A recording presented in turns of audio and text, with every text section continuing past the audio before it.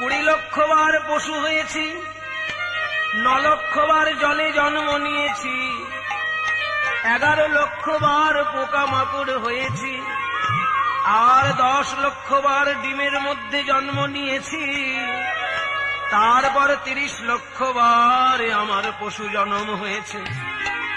এত কষ্ট করার পর আজ আমি নর জন্ম পেলাম।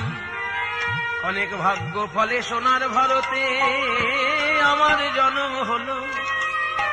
আপনার মতন পরম গুরুদেবের কৃপা পেয়ে আমি কৃষ্ণ সেবার অধিকার পেলাম।